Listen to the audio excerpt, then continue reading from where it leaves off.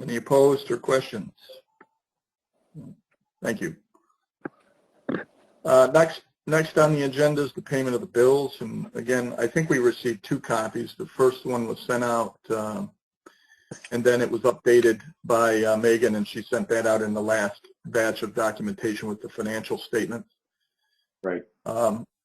Starts with BST, Constellation, Fox Hollow Nursery, ISD, Milex, NYSEG, and Prolific. So I don't think there's anything of any surprise in there, nothing that's out of the ordinary. I guess we had to replace a sign and then install it for the Oneonta Business Park, but you know, routine making sure our signage is good. So unless there are any questions on that, I would look for a motion to approve the payment of those bills. So moved. Thank you. Have a second? Josh will second. Great. All those in favor? Aye. Aye. Any opposed?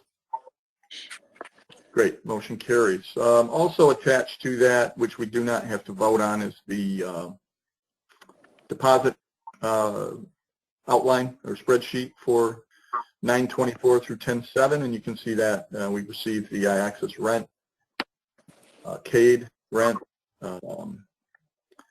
Southern Tier 8, a couple of marketing campaign support. We got the rent, and then we got a loan payment from our active loan client.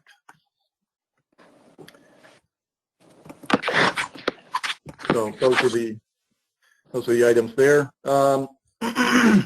Now, just again, as I stated, you received some information in the previous email. In the second email, you did receive the financial statements, which included a year-to-date income statement, balance sheet, and the previous emails included the year-to-date adjusted budget, and then we'll skip over because Jody will address the 21 budget for review. But any questions or comments with respect to the financial statements that have been provided?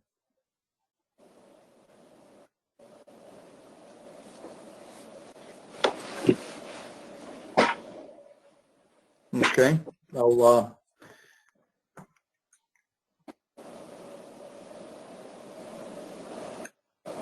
take a motion to approve the financials.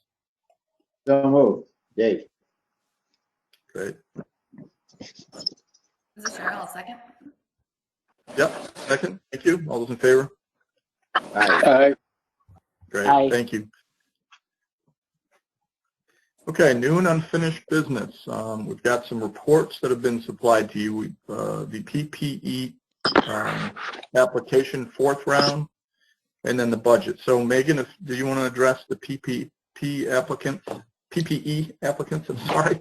Yeah, we got 3 additional PPE applications. I sent them to you. It's only for $366. So that leaves the total funds that are still available at $35,000, a little over $35,000. We originally only put the application until September 30th. Obviously, we're past that, and we still have a lot of funds left. So we did want to discuss maybe what we could do next, or if you just want to extend it for another 6 months, maybe allow people to apply for a second round if they have new receipts. So.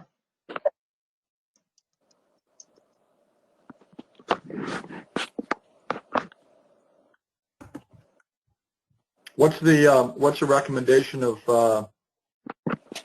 Jody, of you or Megan? I mean, I think we should let it go and continue. We would have to advertise that we still have it open because we only advertised till September 30th. I only got 1 application since then, which may have been sent out before the 30th. I'm not sure. I mean, we didn't go through it very quickly, so I don't know how utilized the $35,000 would be, but. Is there a timeline on when we have to spend it? There isn't, is there? No, there isn't. I would concur with Megan that we probably should extend it for another 6 months since we're still in somewhat having a resurgence of COVID-19 in New York State. Yeah, yeah. And And when you say you're advertising, are you doing it in conjunction with the chamber? Are they sending out notices to all their all of their members? Yeah, both chambers have been including it in their emails that they send out regularly to their members. I don't know that they have in the past few days because, like I said, it only went to the 30th. But they would be happy to do it again. Right, Barbara Ann emailed me yesterday asking if we were going to extend it because she wants to get a notice out to her membership. Well, I I'm would sure concur. they're extending it 6 months, so that's fine. Yeah. Anybody else? Yeah, I was just I- wondering, Go are ahead, there other Tom. avenues of marketing that we could be looking at? You know, news report, news press release to the local paper, both of them, you know, somehow, you know, call the radio station, see if they could let everyone, businesses know. I mean, we'll reach a membership of the two chambers, but there's more people than that in business in the region. And, you know, we can expand that. It'd be better. And as has been stated, there seems to be a little bit of a resurgence bubbling up. And it'll be timely for us to do that, I believe. We originally did do a press release. I know All at Seago had posted it. The Daily Star didn't pick it up. I don't believe we did to the radio, so that would be a good avenue that we could easily do that. It's a solid public interest story for them. Yeah. Right. Great idea. I would concur, and you know, as of today, we're back up to 50,000 cases in the United States, and we're really headed in the wrong direction. I don't know if you've noticed, we've got roving outbreaks at the state university campuses where they're shutting down physical classes. So this is really going to be necessary for at least the next 6 months.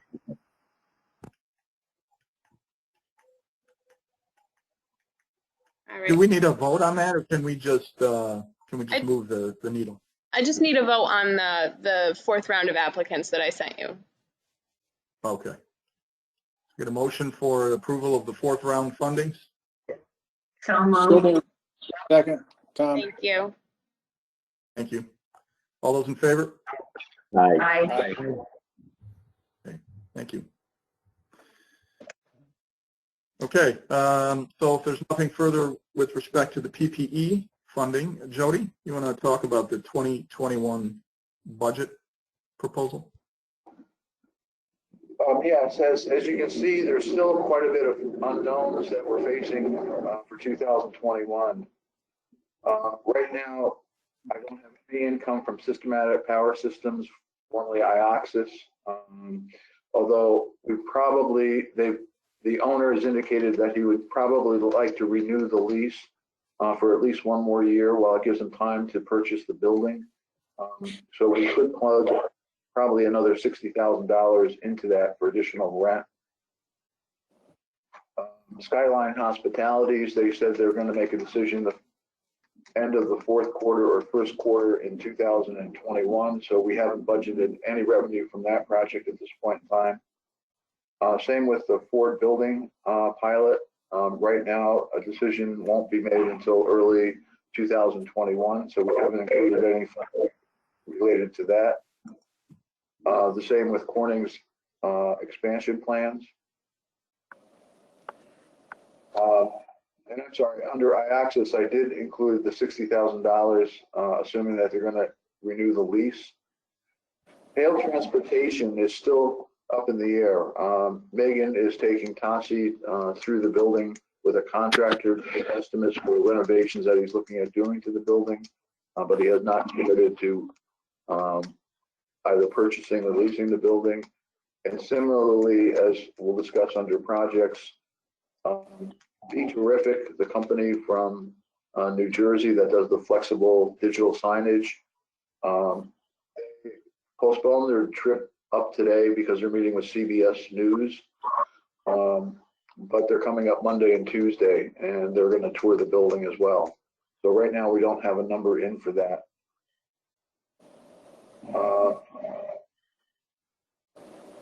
I dropped the Otsego County appropriations back down to $63,750, even though Alan had put in $75,000. I know Andrew raised that at the county board meeting yesterday. That was one too much to happen with the county budget.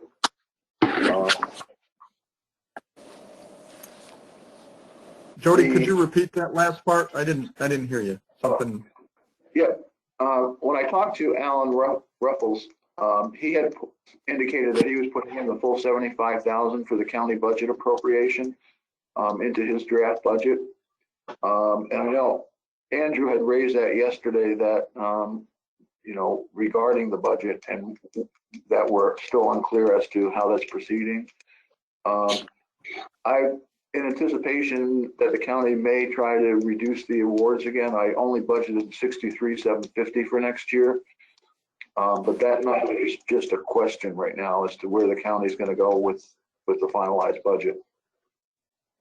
Yeah, I mean, I would just say there definitely is a plan in place right now that, I mean, if anyone's been following, we're looking at a band, so where we would be financing a bunch of infrastructure projects, especially highway related, and then using the CHIPS money for cash flow and to kind of balance out the budget. So we wouldn't have to, you know, make you know, like another $5 million in cuts, which would be almost impossible. So right now, I think there is a good fiscal plan for moving forward with the budget. I don't think Otsego now is going to get zeroed out. I don't think that you know, kind of that direction, it's no longer the discussion. So I think we just have to finalize that budget. I'm not really sure how Alan, in terms of significant changes we might even make to Alan's budget. So I think we're moving in the right direction. Okay, also on the draft 2021 budget, I've zeroed out the halal meat processing facility. Right now that project is still in limbo. He's somewhat overextended himself. He's looking at building a new roofing facility in Syracuse this year. And at this point in time, I haven't included any money for the sale of the property to them that we would receive. On the railroad study, I dropped the amount that I'm expecting to receive to 100,000 in case that the state decides they want to try to restrict that money.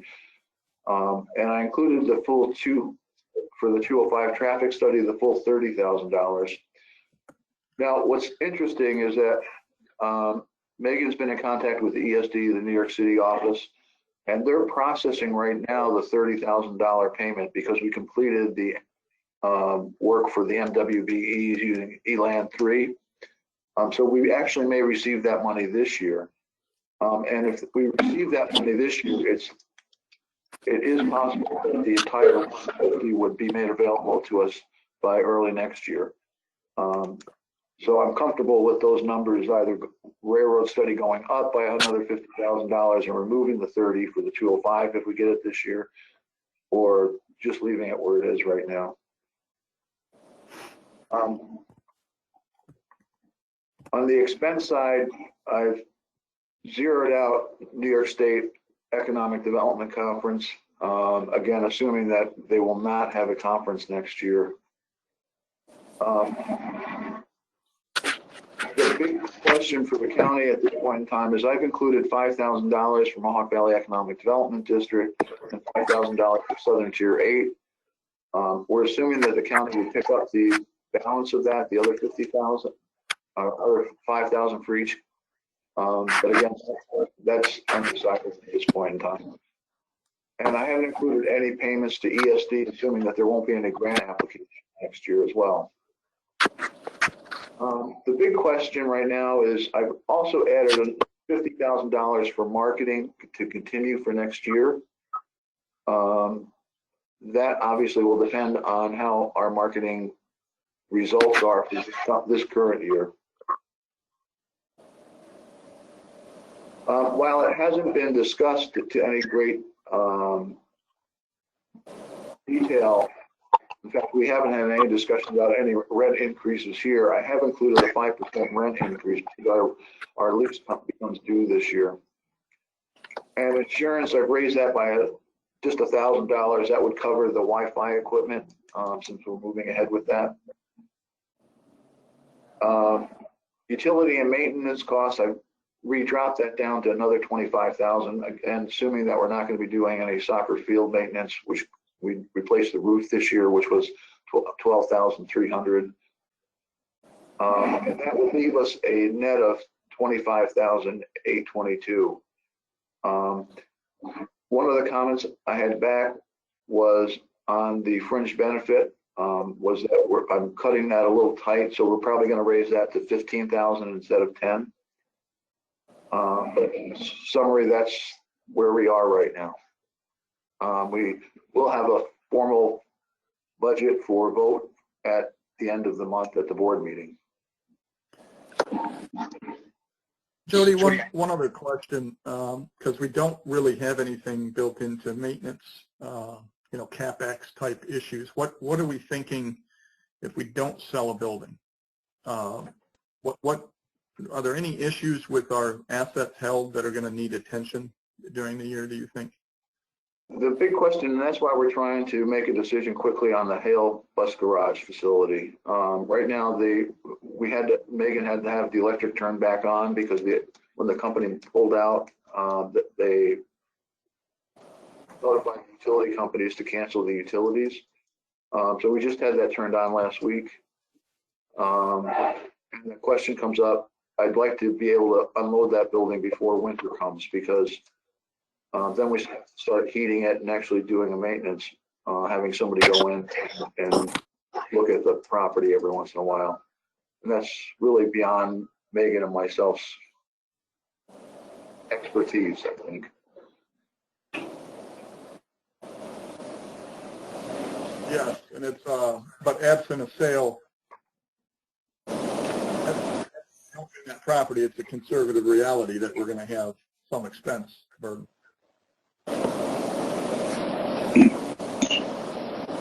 I have had some discussions with Mike Pentaris and whether his maintenance crews could maintain the building for us during the winter. So we'll continue those since he's just down the street from the building.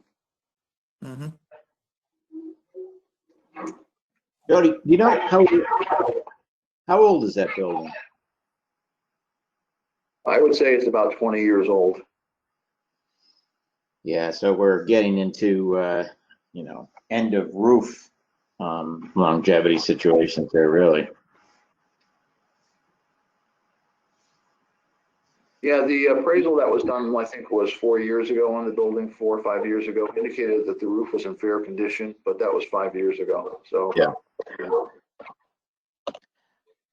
Jody, just a quick question, not necessarily to the budget, but you mentioned the Wi-Fi equipment. Did I miss an update? So is that moving forward with Midtel? Did that get all finalized with the Village of Cooperstown? Yes, we actually, Kurt reviewed the final draft of the documents on the, I guess it's a lease agreement with Midtel, and indicated that he was satisfied with all of the changes that have been made. So it's just a matter of signing them now. And Midtel is agreed to. The last big issue was what happens when the equipment is no longer useful. And Midtel agreed that they, instead of having us be responsible for taking down the equipment, that they would be responsible. That was a big issue that they finally agreed to. So we're in process right now of finalizing that agreement. That's great. Does the village know that? Did you let Ellen know, or is she in the loop? I believe she is. I believe that the last email that Midtel sent me, they copied her in on it. But I will follow up with her today and let her know. In fact, we'll follow up and actually forward them the signed contract for them to sign.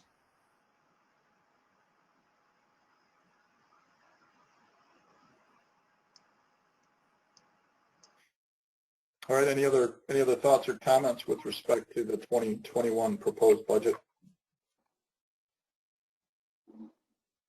No. Okay. So I think that's it for our audit and finance agenda. If someone would like to make a motion to adjourn. I'll make that motion.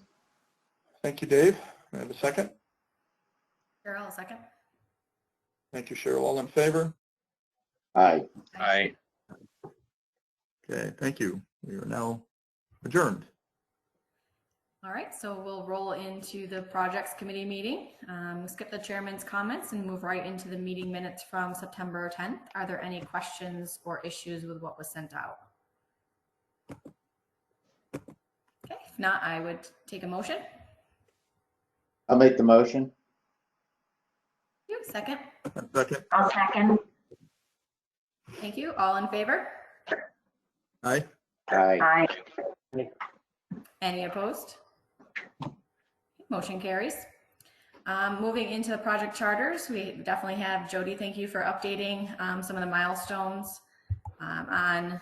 I think the rail yard still, we probably need some new milestones on, but we got some good milestones on the Andela, which I know is the more pressing project at this time. So if you want to walk through any questions or anything of interest on any of the project charters.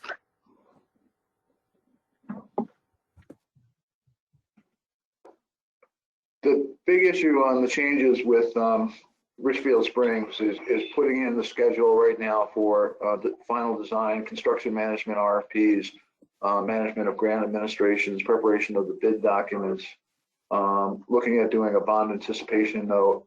We will probably have to get a permit for being in the state highway, then actually to go out to bid construction contract awards, construction pre-conference, and actually then started construction. The dates are extremely tight. We've got a lot of work to do on this, and that's because we actually have to start construction by May 28th, 2001. So all of the documents that are required in order to complete that, I've listed, and that's kind of a summary of where we are on this right now. Two areas. I have a meeting next Wednesday with Keystone Associates up in Richfield Springs. We're starting discussions with the town and the village on creating the water and sewer districts. So that meeting is set for the village library with all interested parties. I've also reached out to Schumacher Engineering. They would be interested in putting in a proposal for the construction management of it. I've also emailed Keystone and asked them for an estimate to do the bid documents. That was not included in our original contract with them. If we can get all that done by Keystone, there's still about $15,000 that's still available in unappropriated county funds that they awarded us, the $50,000. And there's still some money left over in their existing contract. So I think we can cover that using the county grant, as opposed to coming out of our cost. So that's kind of a summary of where we are right now with Richfield. So Joe, just a quick question. That timeline is very tight. How do you feel about being able to achieve that?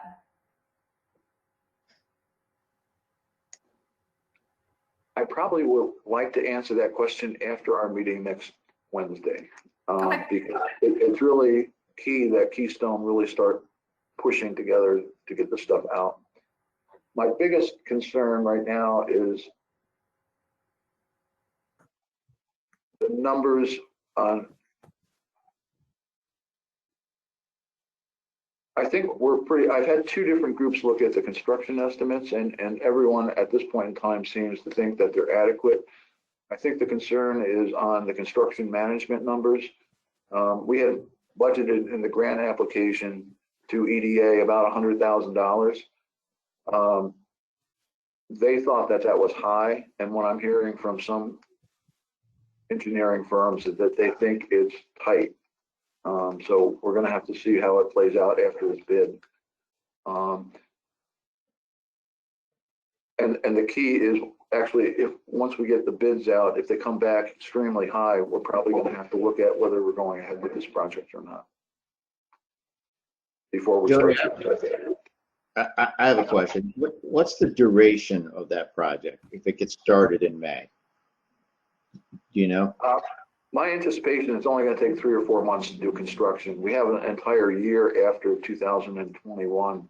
It goes to September 2022.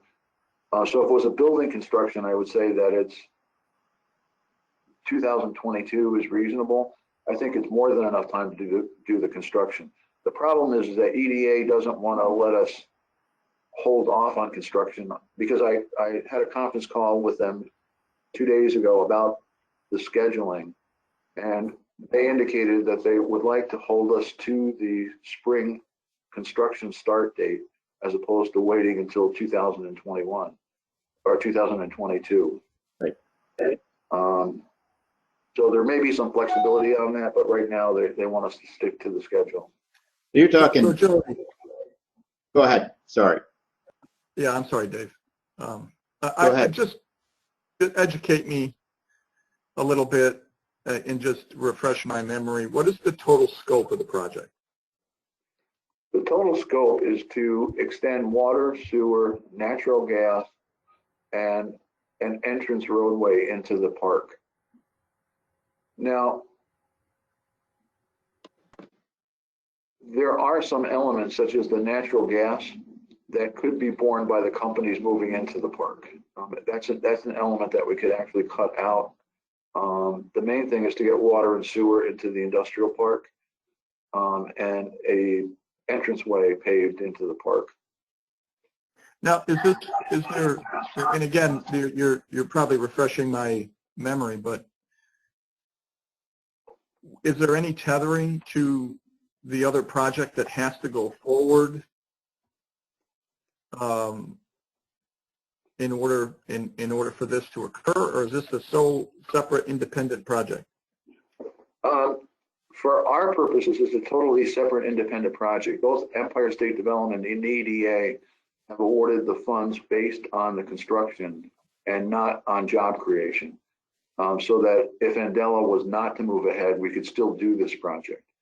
However, But today, Andela is the only nibbler for the park. Is there any other interest in this park from anywhere? no. Okay. I'm just trying to get, so go ahead. I'm sorry I interrupted. I just wanted to get myself up to speed. Go ahead. Yeah, that is a concern, because originally the thought was if Andela is going ahead with this project, we'd sell her the property. So we were anticipating another $300,000 in revenues from this. That would offset any additional costs that we would have to bear for the water and sewer extensions. That's one of the reasons that we've been pushing for this meeting with everybody involved, including Andela and her people, to verify that they are seriously moving ahead with this. I mean, she claims all along that she is. She claims she's working with this company from, I think, Holland, that's also interested in it. But people make a lot of claims. Have we done a safety net pro forma that says if we go ahead and we do this and we do the build out with the access and the utilities and that project does not move ahead, where does that leave us? That number I'm actually starting to work on, because if it's going to eat into our reserves on paying back bond issues, we're probably going to drop this project. I mean, right now we're still moving ahead with it. We're still assuming that Andela is going ahead with it. But if we're not at a comfort level, by the time we're at a point where we need to award construction contracts, we'll face that issue on whether to move ahead or not. Is there a way to get commitment from Andela's that they are moving forward? I mean, it seems like this whole project hinges on whether Andela's are moving forward or not, and it seems as if we should have, I don't know, some kind of contract or something with them in order to pursue this. Yeah, we have a letter of intent that EDA accepted as being a firm commitment. My problem with that is that we met about a year ago with one of our bankers, and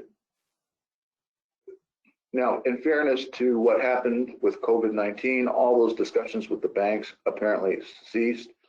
She had some problems, especially with Ruby Lake's glass, because municipalities were not buying her crushed glass for street pavements and bike lanes and stuff during the pandemic. That business apparently is picking up again, but there's a real question as to whether she's going to be able to put together the financing to build a 50,000 square foot building or not. And until we know that that's going to happen, I'm reluctant to committing to this project 100%. That sounds like there's a bit of uncertainty here. I mean, you have to have bid documents together, you know, let's say maybe 10 weeks minimum before construction would start. And so we're wondering whether, you know, bids might be aggressive. If they're aggressive, that would be a good thing. You got about $25,000 a month, it sounds like, for a company to oversee the project, you know, construction management. Then you have Andela on the other end of that. So this is going to be an interesting scenario over the next 7 or 8 months, it sounds like. Yes, I was hoping that we would be able to push this off for another 6 months on having this discussion, but EDA is really sticking to their schedule that they approved. So we're going to have to make some real hard decisions in the next 3 to 4 months on this project. And Jody, I think given these conversations, I think that there might be an appropriation here to actually divide this project up. So actually having 2 charters that are definitely dependent and related to each other, but one is just really about the water and sewer infrastructure. So we see those numbers apart from what Andela might be kind of contributing to this, and then having those as well. And so when we come together in the next couple months, we can see those 2 charters side by side and really understand, do we move forward, do we not move forward? And I would agree with Josh on how do we get more commitment from Andela as we're making those decisions. I concur with both of you on that. That makes sense. And we obviously have to lock up a commitment with her before we make a final decision. Yes. And I would add that you know, that was the root of my question, is that you have to look at these independently and look at them from a budget perspective independently. But anytime we're dealing with anybody that's going to affect our, you know, what we're looking at from an operational perspective, we need to have a sense of strength and commitment from their perspective. And I don't care whether it's Andela in this project or whether it's somebody that you're touring in a building that you're, you know, says they want to buy it, or, you know, we have to know, just like a pre-approval kind of thing, you have to know that there's some financial wherewithal behind it, because you don't want to run down the path too far without that. Definitely agree there, Josh.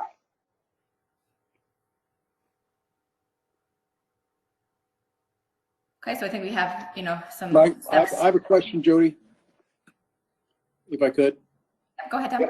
If the money's unrelated to job creation, is there a reason why we wouldn't go ahead and extend sewer and water, natural gas, anything else to the edge of the park, so that we'd be more ready at such time as we get a candidate if something happens with Andela?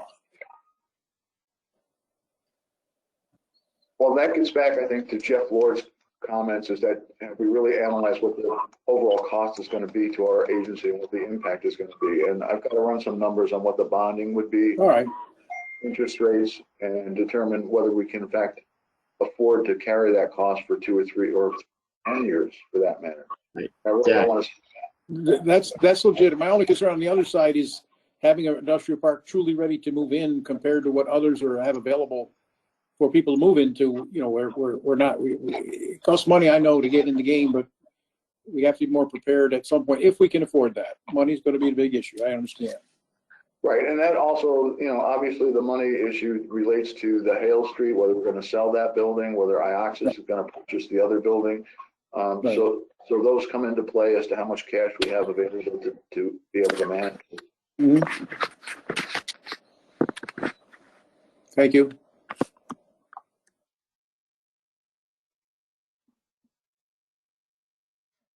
Okay, so I'm hearing kind of the major things is really trying to break out the dollars and cents for the water sewer extension from the building for Andela, and then we can make a better, just have a better decision and have in there. Yes. As long as we're laying out all the issues on this, I mean, there's still another issue, is that $350,000 or $325,000 is from Empire State Development that's reimbursable after we do the project. I have not received a incentive offer on that project yet. Any of the projects that were approved last December, no one has received a formal commitment from Empire State Development. Now, they claim that they're honoring those verbally and in emails, but I still don't have a piece of paper in my hand that says that we have a signed contract with them. They did showcase this project at one of their reviews to the governor's office as a project that was moving ahead. So it indications are that they're going to honor that, but right now I still don't have a formal commitment from them. So that's certainly another concern. Yeah, again, I think you can outline that in the charter so that, again, when we see it, we understand kind of where the funding's coming from and how secure that is, as well as understanding the intent from Mandela. Does that make sense, Jody? Yeah. Okay. All right, did we beat that one up enough? Yes. Okay. Anything new? Seems to be not a ton of development on the rail yards. Is there anything new that you want to update on that? What and I've got to make a decision within the next week and a half on this so we can look at it in our budget. I think on the rail yards, what I'd like to start focusing on is there is, when you're driving down Roundhouse Road, we have a large lot, about 3 acres before you come to the daycare center. That lot could easily be made available for a potential company. It would probably require about 30,000. I estimated 50,000. I talked to 2 general contractors about clearing that of vegetation, of trees, and having some of the concrete that's there buried along the side, the southerly side near the rail yards, and making that site available for potential development. Just as an initial, let's start doing something with that site. We don't have to clear the entire 36 acres at this point in time, but if we were to take a site at a time, and that also has water and sewer and natural gas that run to that site already along Roundhouse Road. So that would make a prime candidate for our first phase of actually starting to do some work down there. How does that fit in with the master plan though, Jody? It does. That lot is separated from the rest of the lot. Okay. So it's a natural for us to say, let's focus on that lot. It was roughly, in the master plan that was done, they put a 20,000 square foot building on that lot, which is actually a reasonable sized building. So that's the one thing I think we want to start looking at, is whether we can actually start clearing some of the site as opposed to clearing the entire 36 acres. Yeah, I mean, I would definitely could support that, and I would turn to the team to see if they have any other thoughts. But I think ultimately, I think Richfield Spring is a higher priority given the timelines. I think we need to understand the full plan for the rail yards, right? So we see the big picture, and we aren't kind of piecemealing and working through kind of piece by piece, but we're seeing where we're going and how we're getting there to align with the master plan. So I think that as long as that lot clearing aligns, and it seems like it does, then that I would definitely be in support. So I'd ask the committee if they have any thoughts or concerns. Okay. So turning to custom electronics, we should be finished with this project, the ultimate project, which was the expansion of custom electronics, by the end of December. They're putting in the final pieces of equipment. They're ordering right now, and they actually have somewhat completed the reconstruction of Winnie Hill facility to move some of their operations into. So we're probably going to be changing this charter to an entire new charter, which is cluster development of electronics. Because in this report, you'll see that Be Terrific has decided to close its New Jersey operations and move its operations to Oneonta. That's one of the reasons now that it's back on the table, is they want to look at the Hale Street facility, the Hale Bus Garage facility, and whether they could either lease or purchase that facility for their headquarters. So I think we're really moving toward closing out the custom electronics issue and actually opening up as a cluster development for electronics. I think that's some encouraging news. The only thing I would say, Jody, there is just really understanding, preparing for 2021 planning is bringing those projects forward, and understanding really what would you be doing or Megan be doing for that to be a project, as opposed to, it seems like custom electronics is doing a lot of the heavy lifting and kind of getting the joint ventures and partnerships here. So what would you guys actively be doing to make that a project? And are there other things on our plate that maybe require more attention? So I think that really should fit into the 2021 planning for the projects that we're going to focus on that you guys would present. That makes sense. Okay. So All right, with any that, other, go ahead, Jody. Well, I wait, before you leave that, this is Jeff. That to me should be a bit of an effort of joint effort with custom, talking about vendors, supply chain, adjacent or affiliated clients that might complement each other. It's just working on a plan to figure out how far those tentacles go and how do we that's what that sounds like.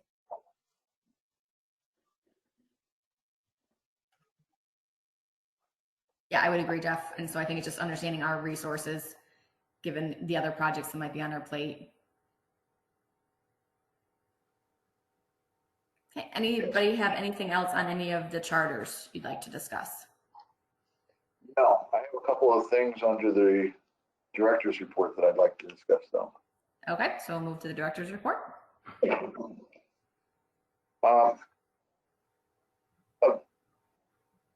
The two biggest issues right now is that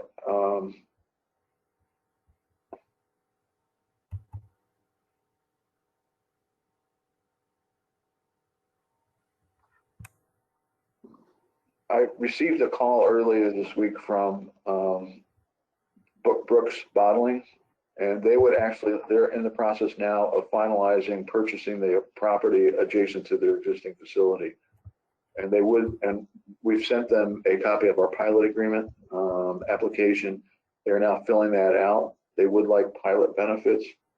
What was surprising was he also indicated that he's also now interested in any grants that we can get for this project. And apparently something has changed in his attitude toward seeking additional financing for this. And I think it apparently has something to do with his interactions with people during COVID-19. And now he's all gung-ho about saying, I don't care what I said before, whatever financial assistance you can provide for me, I'll take it. So we will be discussing with him a ESD application, at least for Excelsior tax credits for him. We'll also be looking at doing a small cities grant application for him as well. I'm supposed to meet with him, I believe, in a week at his place to go over his plans and where he's going right now. So I just wanted to bring that to everybody's attention, that is a project that is now moving to the forefront again. And he apparently is much more committed to doing this than he was in the last couple of years. Jody, this is Jeff. The facility that he's purchasing, if I recall, has either 2 or 3 distinct parcels, and that includes the Wells Fargo Investment Office. It includes the Bassett Communications Center that used to be an old furniture outlet that sits out by Route 7. Do you know, is his plan to acquire all of that in this, or is it just the mall sector? Do you know? And how does that all affect your ability to get this thing granted if there's income producing properties on it? Okay, I don't know the extent. I won't know until I meet with them next week. I think it's next Wednesday. I'll be meeting with them, or actually on the 21st. At that point in time, he said he would give me the entire plan that he's been working on. So I don't have an answer for you on that right now.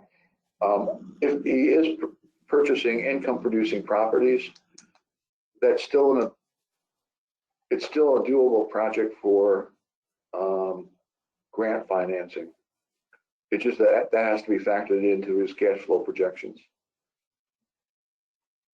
Okay. Yep. Okay. Just curious. Thanks. That's fair enough. I have a quick question about that.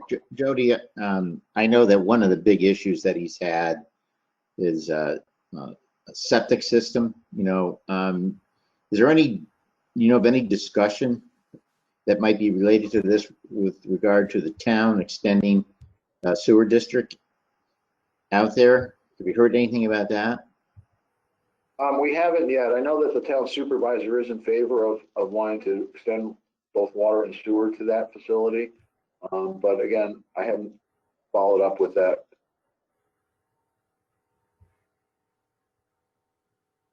Thanks.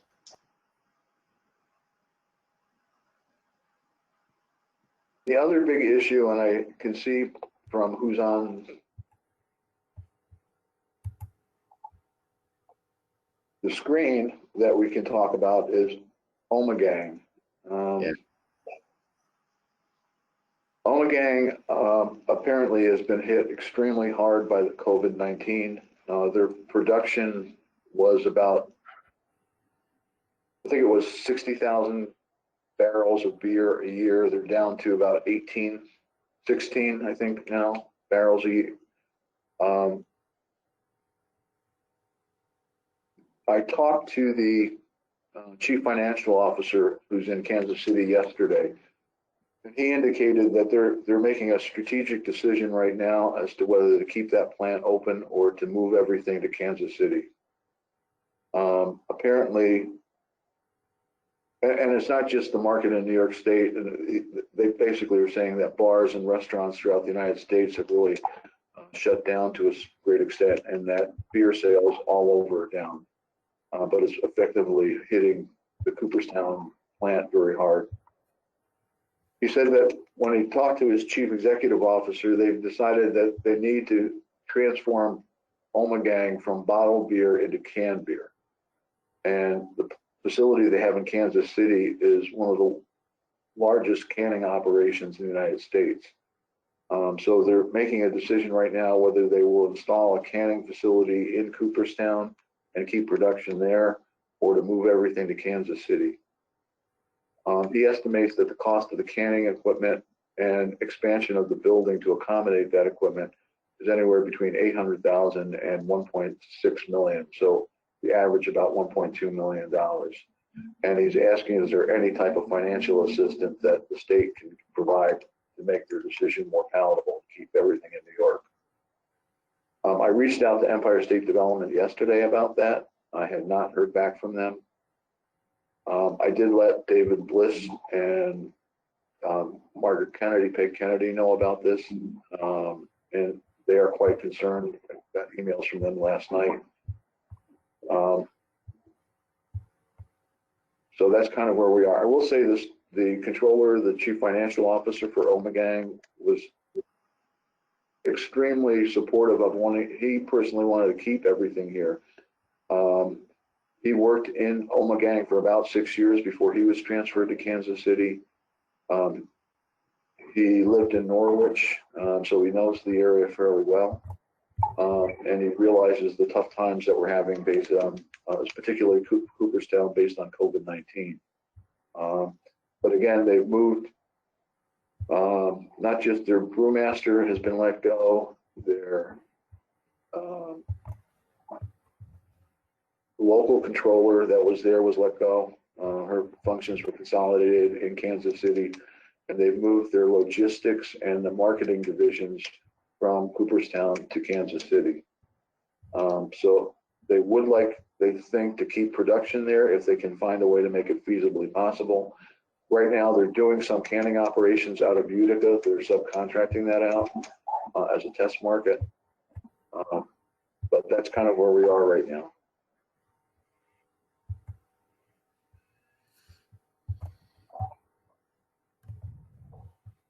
So this morning I reached out to Senator Seward's staff and see if they could make a call to ESD.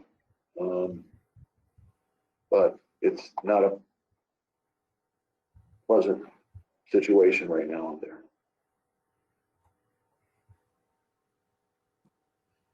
What's their employment level?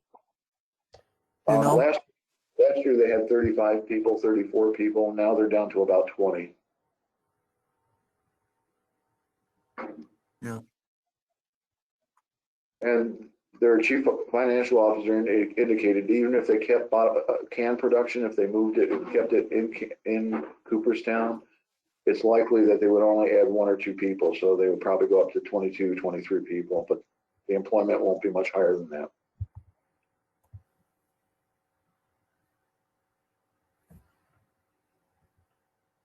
Jody, did you get any sense from them about their plan if they move the can, what they might still do?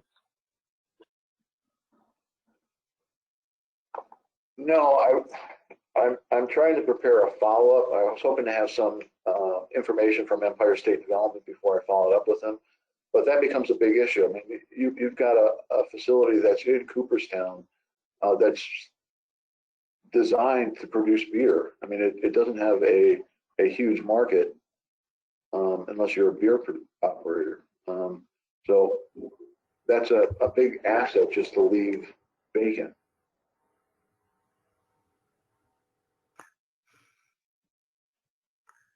Not to be funny, but is it conducive to a big bottling facility? I'm sorry, to what? I said, would it be conducive for a big bottling facility? I suppose it would. just saying. Sorry.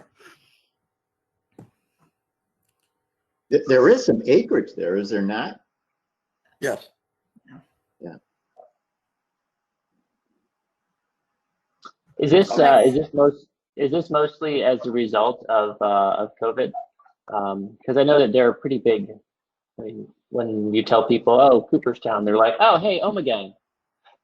I mean, they're a pretty big draw, and it seemed like they were usually pretty busy. I know they just did a whole restaurant expansion over there, and everything like that.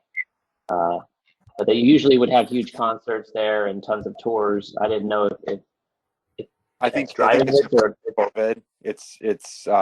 I've been hearing for a while their sales have been eroding because of the significant increase in craft breweries. This has been an ongoing issue in multi years. It's not just, I think COVID was like a double whammy, but I think my understanding is their sales have been declining, not just over 1 year. Got it. Okay. Yeah, if you look at Boulevard Brewery, which is what Duval purchased out in Kansas City, they are primarily a craft beer company. They do not do a lot of traditional Bavarian beers or European beers. It's mainly fruity beers and different types of all craft beers.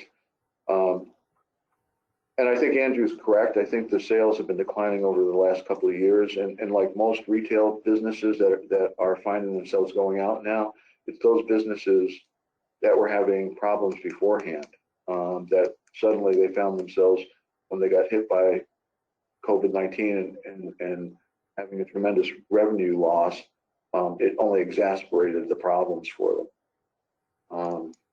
Now, with that said, I think Josh is correct, is that that's the email I sent to Empire State Development. It's more than just a manufacturing company. I mean, you're talking 20 jobs. It's not a big issue. It is a big issue that it's a tourist attraction. It's a major tourist. They've shut down all concerts for the summer because of COVID-19. So it is having an impact on the local economy up in Cooperstown. There's no question about it. And, Senator Schumer has been there. The governor's been there. I mean, people are aware of Omegang, and it would be a shame for the state not to try to assist in trying to save it. So that's what we're attempting to work with them on. But I didn't like, I mean, this really happened in the past week, and I thought everybody should know about it. Yeah, thanks, Jody. I think definitely some work there to see what we can do to help. I think we're all going to leave this meeting and go buy a six-pack. Yeah. I've been doing enough of that. Well, I thought about that last night while we're doing our marketing campaign right now, is that anybody who wants to come up here will give you a case of Omegang. But I don't think we have enough resources to provide what they need. Okay, any other questions on the director's report or anything that Jody's discussed? Any Really, other new or unfinished business? no, I think Jody, did that's you have something? kind of it.